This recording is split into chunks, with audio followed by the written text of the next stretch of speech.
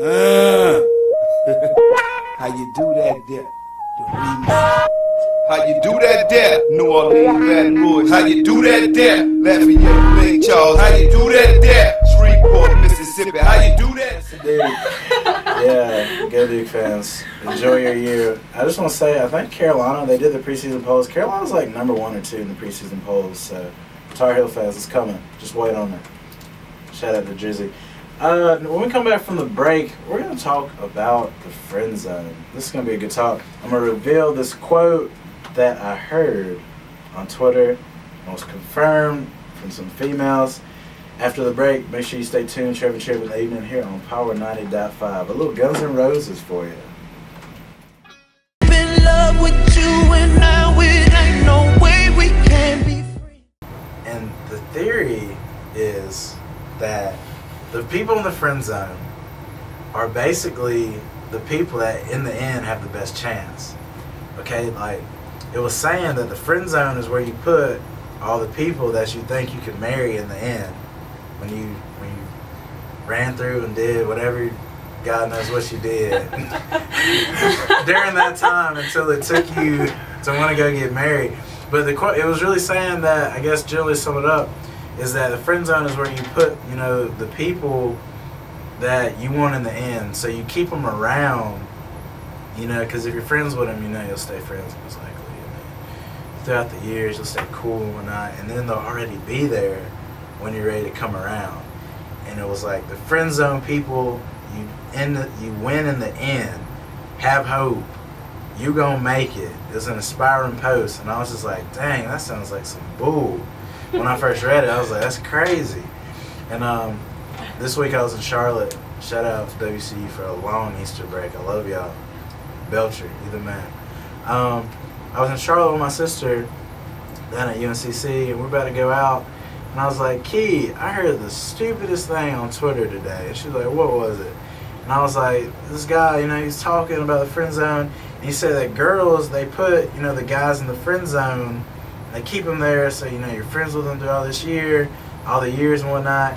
And then in the end, you know, those are the guys that make it ultimately because, you know, they're good people and you already know this in your head. And my sister was like, yeah, that's how it works. And I was like, what? That's crazy. And some more of her friends were with her, and I was like, is that true? They're like, yeah. And it wasn't like 2 or 3 people. It was like a good group of girls. And I was like, this is astonishing. So I want to ask you guys. Well, I'll start with the girls. Adam, me and you, we're just going to sit back and kind of play it out. We're just going to play this out. I'll start with the girls. Is this a true thing that happens? Don't be scared. I just don't personally think I've ever had a guy in the friend zone that I've like ever wanted to potentially date ever. Marry. In that fact. So I personally do not agree with it as well. Like that's crazy. I just don't agree with. I didn't agree with it. I mean, I have a lot of good guy friends, but they're my friends for a reason. I know way too much about them usually for me to ever really want to ever potentially be with them long term or anything that way. It was honestly. I don't know. I really thought like it was like bull, but then my sister was like, "No, like, that's true." And I think it'd be a smart move to do that, but I've just personally not found somebody that I'd want to do that with. Okay, preach. It's a little different than how you're making it sound. Okay. So what is your thing? I know a lot of guys that are like typical players right now. Like, well, whatever, do your thing. You know, you're in college. Who cares? So purposely, you put those guys not necessarily in the friend zone because you've never had the conversation, like they've never tried to get with you, but you automatically put them in the friend zone because you're like, well, they're not looking for what I want right now, so I'll just keep them as a friend and not screw it up now, like not try to do anything right now, so that later in the future when they're mature and they can handle what I've got for them, then they'll be ready to go. You won't have to worry about them being players or whatever. So basically, let me sum this up in guy terms. Basically, you saying let them get the player out, and then when they're ready, it's good. You don't, as a girl, I don't want to be the one that's like going too early for it. I'm his friend, like, hey, let's hang out. Like, I'm not going to waste my time waiting on someone. I'm going to go do my thing too, but in the back of my head, I'm like, I would definitely agree with that. I think friend zone is a term where when I think of friend zone, I think a guy maybe is interested in me, or that I know is interested in me, and I'm not, so I put him in a friend zone, and I just maintain the friendship. But I definitely agree with Reagan in that sense of what you just said. 100% agree with that. Okay, that's a different spin on it. I can see that. I have a cousin. I ain't gonna say it on that. I don't know what family members listen, but I got a cousin. Him and his girl have been dating forever. And he says, I gotta get my player out, man. I'm not ready to make that commitment. I gotta get it out. I was like, dang, it's crazy. I guess marriage and cold feet. I don't know. Adam, were you going to some guy perspective? Some guys might be so invested that when they get friend zoned, that pushes them away. They say, okay, so she's not interested. Well, we'll just cut it right here, and I'll go about whatever. So that could definitely turn some guys off, as opposed to kind of keeping them an open option. You definitely can run somebody off that way. They're not aware that they're in the friend zone. Okay. They don't know because you haven't said, no, I don't want to. You don't say anything. You don't throw it out there like that. You say no.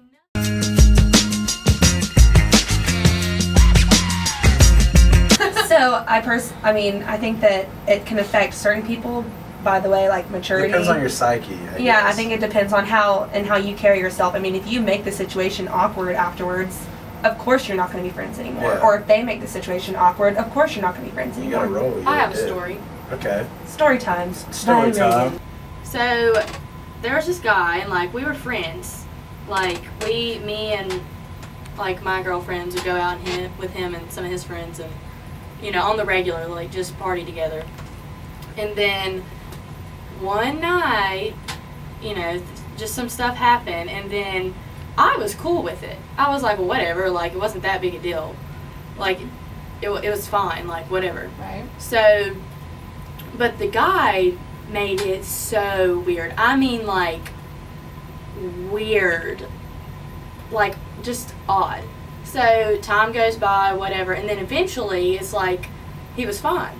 And I think he like asked me or something like what we were doing one night. I'm saying this is literally months later, and I was like, I mean, probably what we always do. Like, I don't know, like, why are you even talking to me right now? Like, this is ridiculous. And why are you talking? Like, why are you even trying to talk to me? Oh, Reagan, you're tough. It was because it was just ridiculous. Like, and then I asked him, I was like, why did you make that so weird? Because literally went back to being exactly how we were like before. It's not like this was full on anything. So it was just ridiculous. And then he didn't really have an explanation. He was like, you made it weird. I was like, shut up. I was like, I didn't make anything weird. I was like, you made it all weird. And I feel like he wanted it to happen some more, probably. Well, it did. That's okay. In the future. And then it was good. It was fine. Sometimes you get addicted, sometimes. No, it wasn't like that. It Addiction was just... is a terrible thing, my friend. It was... Okay. I've just never had anyone, like, be that weird. Like, that was the only... It was odd. Story time over. I'm addicted to My you. dad has a quote for us. Okay, tell us something, Mr. Lawson. He says, if they can't rock the boat, kick them overboard. If they can't rock the boat, that mean if your stroke game on E. That's what that means. That's what that means. It's been another great night of radio here on Trev and Tribb in the evening. I'd like to thank all my guests for coming out as always. Make sure you tune in next week because you never know who's going to be on. It might be some of these lovely folks. Hayden might be back. Who knows? Always mix things up. But hey, next Tuesday, 9 to 11, you know what time we're on the radio. Thanks for listening. Trev and Tribb in the evening. We're out. It is gone. Nigga